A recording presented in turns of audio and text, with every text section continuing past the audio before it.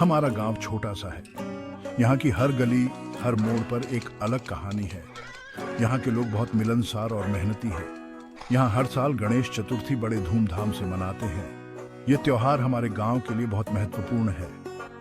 सब लोग मिलकर पंडाल सजाते हैं, ढोल नगाड़े बजते हैं। हर कोई अपने अपने तरीके से योगदान देता है। बच्चों से लेकर बूढ़े तक सब में बहुत जोश होता है। ये त्योहार सभी पीढ़ियों को एक साथ लाता है। 10 दिन चलता है ना ये त्योहार, हमारे लिए बहुत खास होता है। हर दिन कुछ नया और रोमांचक होता है। हर बार की तरह इस बार भी सब बहुत एक्साइटेड थे। सभी ने मिलकर त्योहार की तैयारियों में हिस्सा लिया। सब लोग तैयारियों में लग गए थे। हर कोई अपने हिस्से का काम कर रहा था। लेकिन इस बार कुछ अलग करने का मन था, कुछ ऐसा जो पहले कभी नहीं किया गया। कुछ नया करना चाहते थे, कुछ ऐसा जो सबको याद रहे और आने वाले सालों तक चर्चा में रहे। ऐसा कुछ जो सबको याद रहे। इस बार का गणेश चतुर्थी हमारे गांव के इतिहास में एक यादगार पल बन गया। गांव के जो नौजवान थे ना, वो सब बैठकर सोचने लगे। सबके मन में यही सवाल था कि इस बार क्या करें जो सबसे हटके हो। कोई कहता था बड़ी मूर्ति लाते हैं, कोई कहता था और ज्यादा दिन तक उत्सव मनाते हैं। लेकिन दिल को तो कुछ और ही चाहिए था। तभी हमारे गांव के सबसे बुजुर्ग दादाजी वहां आ गए।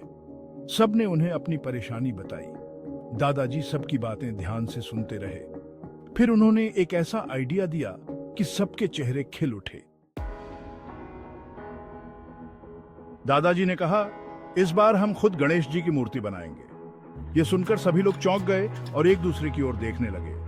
ये सुनकर सब हैरान रह गए। किसी ने सोचा भी नहीं था कि वे खुद मूर्ति बना सकते हैं। मूर्ति बनाना तो आसान काम नहीं था। ये एक कला है जिसमें समय और धैर्य की आवश्यकता होती है। लेकिन दादाजी ने आगे कहा कि हम मिट्टी की मूर्ति बनाएंगे। उन्होंने समझाया कि यह न केवल आसान है, बल्कि पर्यावरण के लिए भी अच्छा है। यह सुनकर सबके चेहरे पर चमक आ गई। सभी ने महसूस किया कि यह एक अच्छा विचार है। दादाजी ने बताया कि मिट्टी की मूर्ति बनाने से पर्यावरण सेफ रहेगा। उन्होंने समझाया कि प्लास्टर ऑफ पेरिस की मूर्तियों से पानी गंदा होता है और यह पर्यावरण के लिए हानिकारक है। प्लास्टर ऑफ पेरिस की मूर्तियों से पानी गंदा होता है। यह जल जीवन को भी नुकसान पहुंचाता है। मिट्टी की मूर्ति तो पानी में घुलकर वापस धरती में मिल जाएगी। इससे जल प्रदूषण नहीं होगा और पर्यावरण सुरक्षित रहेगा। यह सुनकर सबने दादाजी के सुझाव को खुशी खुशी मान लिया। सभी ने मिलकर मूर्ति बनाने की तैयारी शुरू कर दी और एक नई शुरुआत। गांव में मिट्टी लाने का काम शुरू हो गया। हर कोई अपने हिस्से का काम करने के लिए तैयार था। मिट्टी लाने का यह काम एक सामूहिक प्रयास था, जिसमें हर किसी का योगदान महत्वपूर्ण था। बच्चे, बूढ़े, जवान, औरतें सब मिलकर काम में जुट गए। ये दृश्य देखकर ऐसा लग रहा था जैसे पूरा गांव एक परिवार बन गया हो। हर कोई अपने अपने तरीके से मदद कर रहा था। कोई मिट्टी ला रहा था तो कोई उसे गूंथ रहा था। मिट्टी को सही तरीके से तैयार करना बहुत महत्वपूर्ण था ताकि मूर्ति अच्छी बन सके। यह काम सबके लिए एक नया अनुभव था। बच्चे भी मिट्टी के छोटे छोटे गणेश जी बना रहे थे। कितने खुश थे सब। बच्चों के चेहरों पर खुशी और उत्साह साफ झलक रहा था। उनके लिए यह एक खेल जैसा था, लेकिन साथ ही वे अपनी संस्कृति से भी जुड़ रहे थे। गांव में एक अलग ही रौनक छा गई थी।